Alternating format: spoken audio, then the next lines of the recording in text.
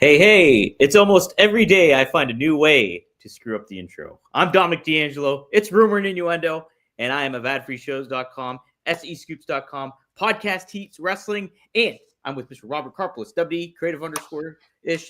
He's a former WD writer. Robert, how are you? I'm great. Yeah, we're sitting there. We were logged in way earlier than normal. It was like 5 minutes before the show starts. We're having a conversation. All of a sudden, Dom goes, "Hey, how come I can't see everything I set up?" And then he realized he sent us a link to the wrong room. So you know those nightmares where you're in school and you're in your underwear and you didn't study for the test. Kind of that feeling. But Yes. happy to be here. We don't have at least I don't have a hell of a lot of time. I'm only able to join for the first 15 minutes of this show, but Dom will be here for the full 30. But let's say hi to the folks joining us here. Wanna Breeze says, hello, R&I. With both Nikki Bella and LA Knight being murdered last night, it's almost like Robert was back on creative. Yeah, it was a little bit of where's my monkey's paw? Yes. That was a great I'm Robert. not taking credit for that episode of Raw, by the way. That was Yes. I don't know. There's some people have gone on vacation early, and I think they're hitting the eggnog a little quicker than normal. This is not eggnog. This is a delicious cup of black coffee. Wrestling Old Head says, "Good after morning, R&I. Gunther can't see you, and LA Knight went to the ICU." Good. Very I got to nice. pre-read this. I like it, Robert. The creative minds in the chat. And then he asked, "Did LA Knight get ricocheted last night?" Well, for $1.05, and Cammy Star throwing in a quick, "Damn it, Dom." Man, there's a lot of damn it Doms going around lately. As you're banging a table that's way louder than you are. Really? Thank you. Yes. Oh, it was your coffee. Well, I don't know what, like, are there like nails in there? No, it's almost empty. Dude, that is the loud. It's like a Foley artist on like an old timey murder mystery. Like that was like the rap at the door during the storm before Sherlock Holmes comes in, which reminds me. The new Knives Out comes out this weekend, I believe. Ooh, yes. On Netflix. I still have to watch Jay Kelly. That is my big go-to. I am a Noah Baumbach mark. Oh, he is a top 5 for me. It's Sorkin's 1, Mamet's 2, Woody Allen's 3. Baumbach might be 4th. Do you just mean as screenplay rights or screenwriter? Yes, in terms of screenwriting, yes. Okay. Wow, how about that? Yeah, that's a pretty good lineup though. It's a pretty solid lineup, and for a long time, as a young man, Kevin Smith was up there as a top 5er. Yeah, Kevin. Oh man, did you like Jersey Girl? Really like Clerks and Mallrats, and Chasing Amy and Dogma. Okay, I kind of like Jersey Girl. Jersey Girl's not bad. It's not great. It's not bad. It's not as bad a malign. I think it got sucked into that whole J-Lo, Ben Affleck thing, which is so funny because I watched that Diddy documentary this weekend, the 4-parter on Netflix. It was one of those things. Everyone in the house, we got the flu shot and COVID shot thing, so everybody was like kind of sick, like it was that fake sick for a day. So we're like, all right, we got to watch like crap TV while we're home sick. So I watched the Diddy documentary. The most fascinating thing to come out of it was the notion that he manipulated TikTok and influencers to carry the water of his messaging more than anyone watching a CNN or CBS, which is very similar to what we talked about with the Paramount stuff. Yeah. Diddy did? Like he changed all the influence of that? Him and his team were leveraging that to try to get the messaging out there around free Diddy and what the narrative is, rather than relying on more traditional forms of media. Wow. Tried to be the cutting edge, but nobody gives a crap about Diddy. Cammy Star points out that Dogma is getting released on Blu-ray tomorrow. Oh. As someone who owns the DVD and the two disc edition, I'm excited that it'll be available. It was tied up for a long time because of legal rights issues. Again, we're back to legal rights being incredibly important. Wow. How about that? Yes, indeed. Well, let's talk about what happened on Raw. Damn it. Fine. We had Gunther kick things off and cut a promo. No sign of R-Truth, but I think the promo itself was pretty convincing, but kind of boilerplate at the same time. What were your thoughts, Robert? Super boilerplate. I felt like I was watching a video game. By the way, it was not bad. It was a totally fine. I'm the heel. I'm going to beat you. I'm going to crush the hustle, loyalty, and respect out of you. And then you're going to hit the showers. And with that accent, that sounds more menacing than it should. But it was completely fine. Nobody is not tuning in for John Cena's last match on Saturday. Mm-hmm. Yes. At the same time, nobody who watched that promo who was on the fence is now going, you know what? Now I got to watch this. Mm-hmm. Right. It didn't like really sway me either way. I kind of wish there would have been maybe a little bit more to add to the gravitas of it all and everything to that. But yeah, dude needs to bring back the suit. Yeah, I agree. I think there just needs to be a little bit. I wanted more. I did want more. We had Io Sky. She took on Kairi Sane and got the win. Were you okay with this for a match? It was fine. The match itself was okay. It was one of those, it felt like a foregone conclusion. And just like we knock our friends over at AEW, it's like, this is a great way to build up to a War Games match we already saw. But I get that we're trying to build that everybody's going after the tag titles. So let's all have them wrestle in singles matches, whether it was this or Lyra Valkyria and Roxanne Perez later on in the show. Yeah. I mean, fine match. I love like Io Sky and Kairi Sane. They're so talented. So that from that, the physical and visual perspective was great, I thought. But yeah, I mean, it's a good match, I thought. Next up, Robert, we had Logan Paul attacking Rey Mysterio. Let me say this. These backstage segments, they're fine, but it's also running the thing of like, hey, they're not acknowledging the cameraman, and there's a little of that disconnect. And again, I talk about like the Logan Paul coming in and being like, hey, did you see Rey Mysterio slap me last week? You guys haven't talked since then? It's just something that constantly bugs me, Robert. And I think I guess it's for so many years I'm just sort of used to the invisible cameraman, but I also think that what kind of works is the notion that Logan Paul is, as a YouTuber, someone who's always being filmed and there's always cameras around him. Sure. That, yeah, of course there'll just be people filming him at all times because they're just filming him at all times. Mm-hmm. Yeah. I just... like Bronson and Braun walk away and then he shares a private conversation with Paul in front of a camera. It just, I don't know. It just seems like a little bit of a disconnect for me. That notwithstanding, I do like the idea that they're at least acknowledging, Logan Paul is part of the vision, but he's very much like the weak link. Like he is the guy that we're sort of stuck with. I have no qualms with the story aspect of it all. I think that is pretty fascinating. Logan Paul feels a little bit like inferior to the rest of the group, and I like that. But so all Jake says, Dom, it's not real. There's a thing, though, within the confines of a universe, whatever that is, there are rules that exist within it. So if all of a sudden you throw those out in any form or fashion, it becomes disjointed for the viewer.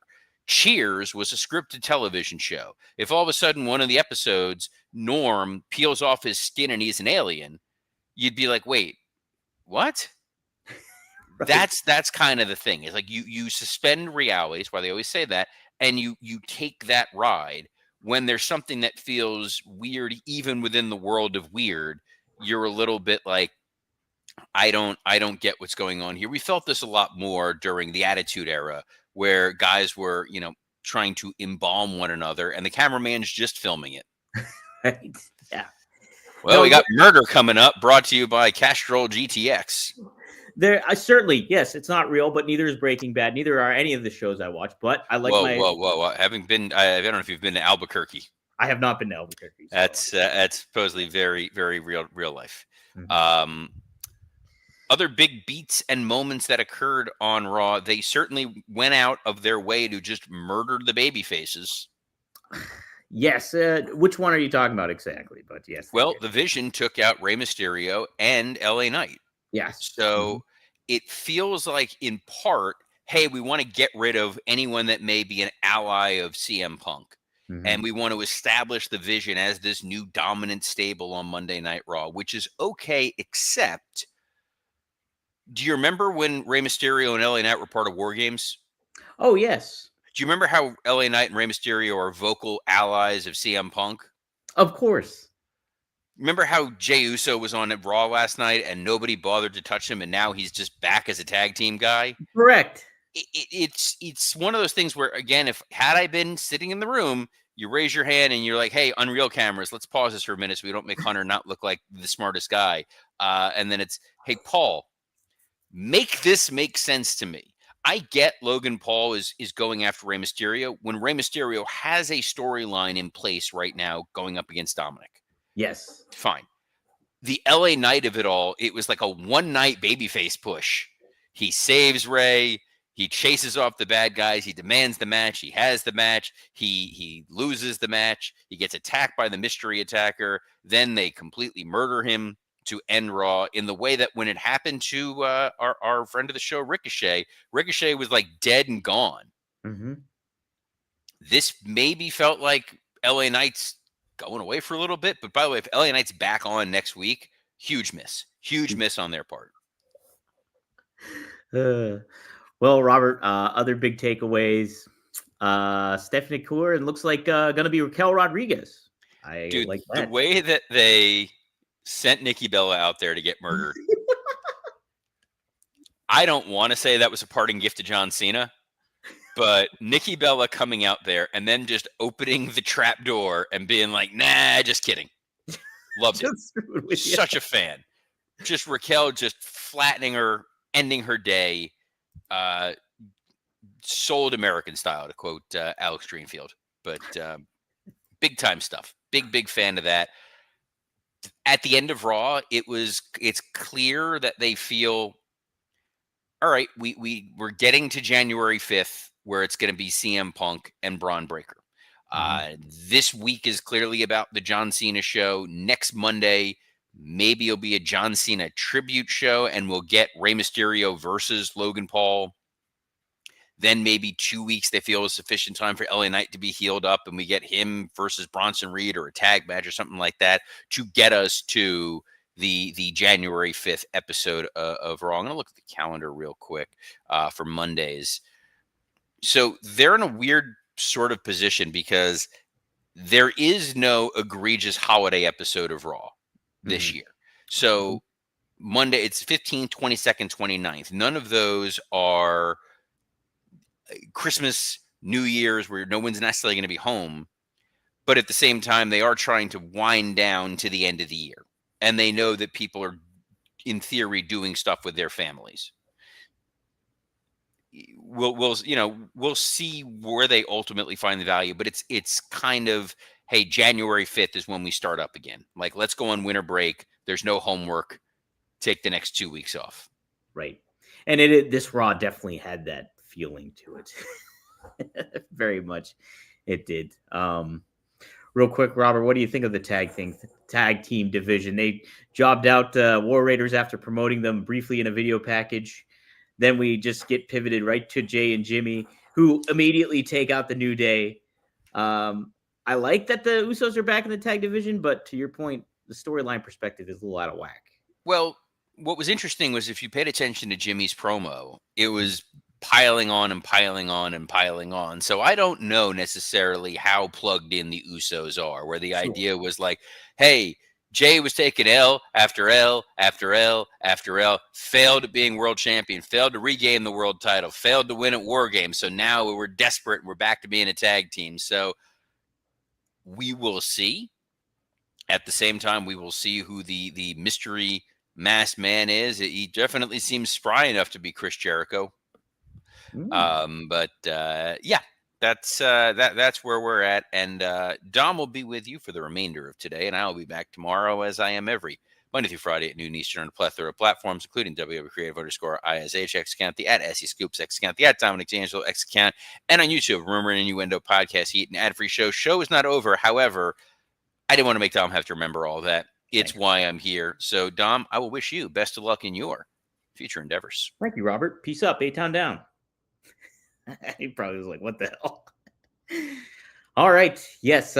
Any further thoughts on Raw that I had? Let me think here. No, just I'm critical of AEW. I can also be critical of Raw. Just don't really think this is a good Raw. Just don't.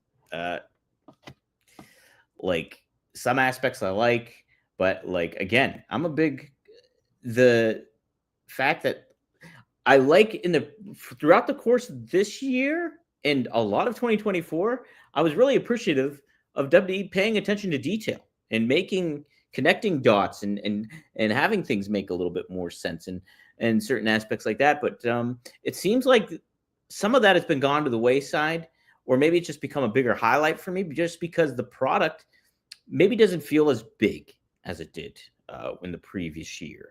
You think about what was going down over the course of last year's WrestleMania.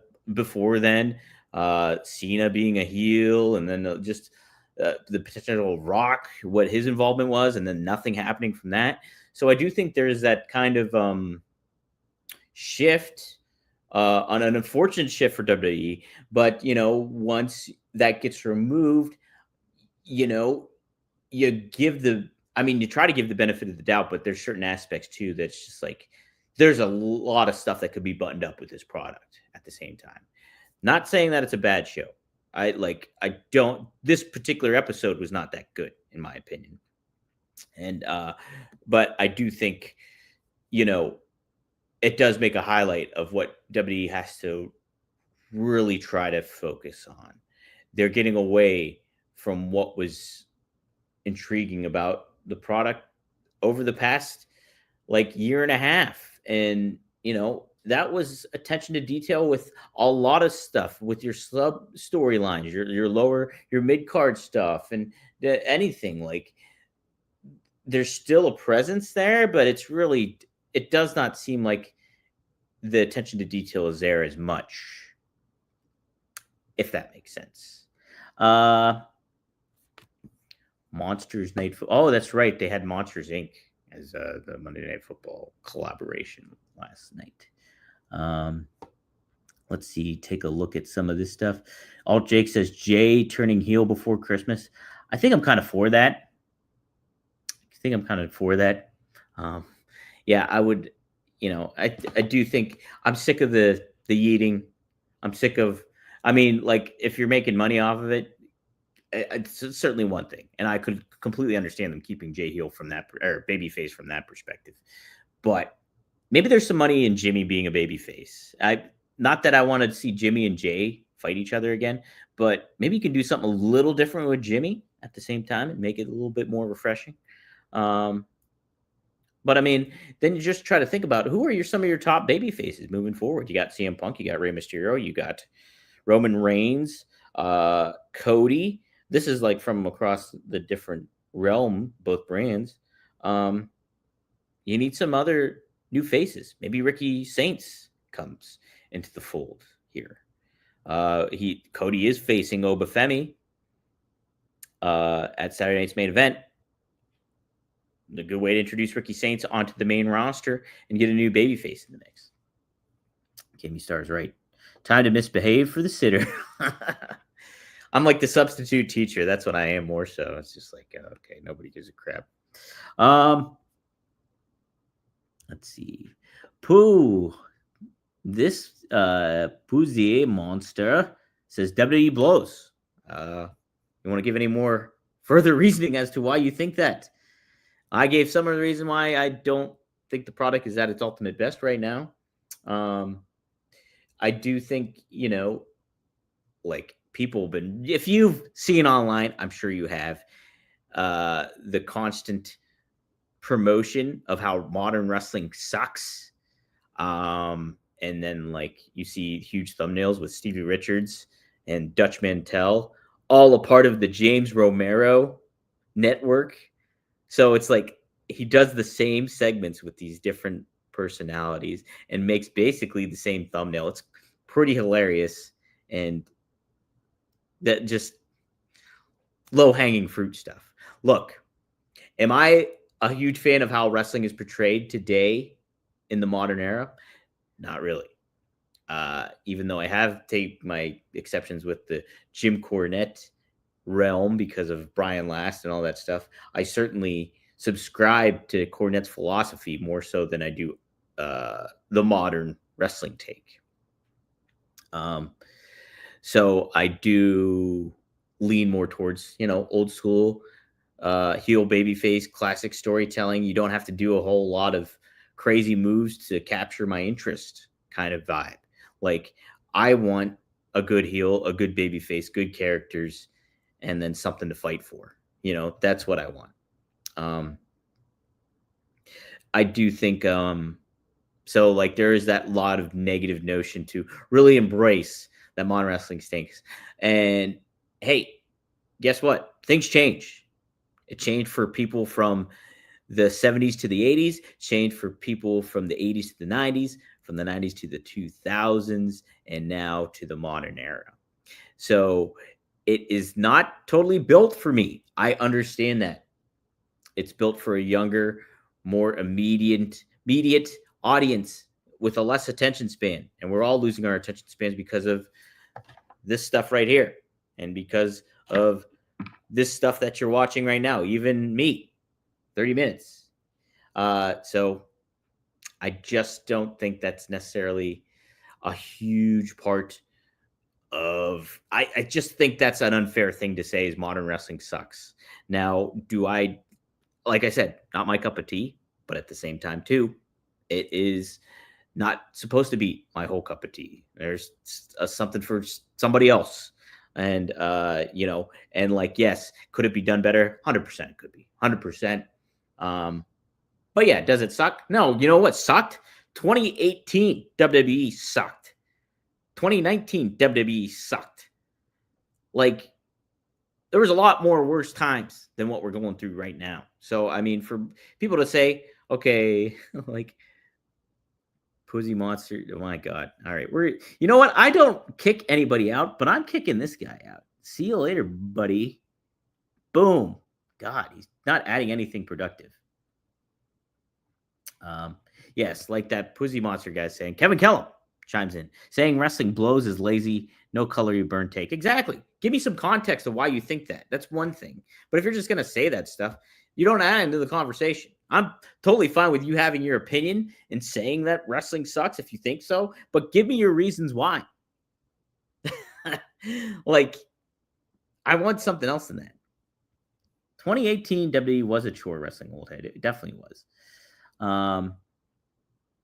Yeah, see, Cammy Star even says it. Wrestling was never geared to me, but I watch it anyways, right? It's not gonna. That's the thing. Like, I don't think if things were for me, people would be coming out to like Christopher Cross as their entrance music, and like we'd be having a character that's played off of Dean Martin. That's what it would be. That would be my cup of tea. All right, but it's not for me totally.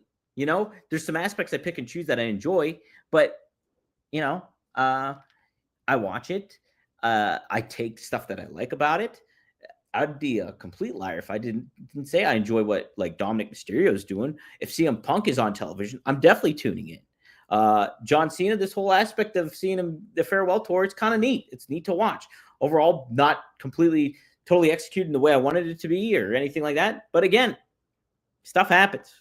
Things aren't perfect, like John Cena said either. Yeah, so yeah, trying to think. I have to have a hard out here in 30 minutes actually because I have to meet my landlord. Everything's fine, everyone. I'm not getting kicked out. I'm just paying my rent. So, but I do have to catch my landlord right at 12:30. But let me see if there's anything I want to touch upon real quick before I close out. I'm going to take a look at the dirt sheets here. If there's anything fascinating to chat about. Seeing if there is anything. Not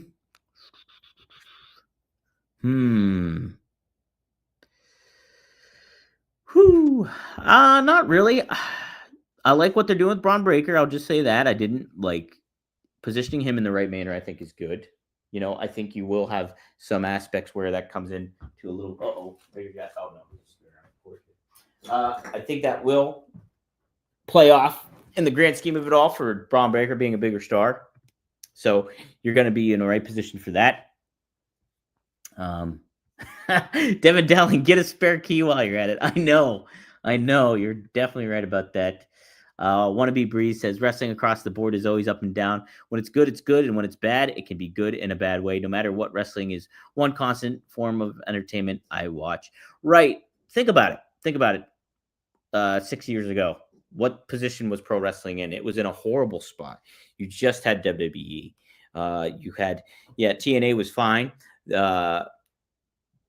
NWA I don't exactly remember when Power started taking off, but that was such a refreshing alternative to WWE, and I was really getting invested in that. But then at the same time, so we were in a horrible spot 6 years ago, really bad. I think the lowest point I've ever seen it as a wrestling fan, as a matter of fact. And so I've been a fan since 96, roughly. So, it's the lowest I've ever seen it. And so now you got two products at least. TNA is going to get into a bigger and better position. So things are looking pretty good right now. I think we're taking a little bit of things for granted, so to speak, like Pussy Monster was. So I thank you for your lack of input. Let's see. 2019 was Power. I still watch every Tuesday, 8 p.m. on Roku. Does it still hold up, Devin? It's missing so much, in my opinion. I was so bummed when they got rid of they had such great talents. Ricky Starks, you had James Storm, you had Eddie Kingston, you had Homicide, you had oh my gosh, I know I miss it. Eli Drake, remember that guy? And the presentation was so cool. Like just the lack of music, I thought was such a neat thing. And just that intimate studio environment, really, really good. And Nick Aldis too was there. Geez, the champ. So it was good stuff, and it's unfortunate that some of that ventured away from it all. Oh wow, Devin Dowling still loves it. Hell yeah, Thrilly Billy is the new world champion. Wow. Okay, is he the hillbilly? Thrill Billy, yeah, he's the hillbilly guy. I wish I'd just put it on YouTube again. Is it on YouTube? Maybe I'll have to watch it again. Devin Dowling says, to be honest, not a bad show. I'm optimistic too to see how TNA positions themselves in the new year. What will be different.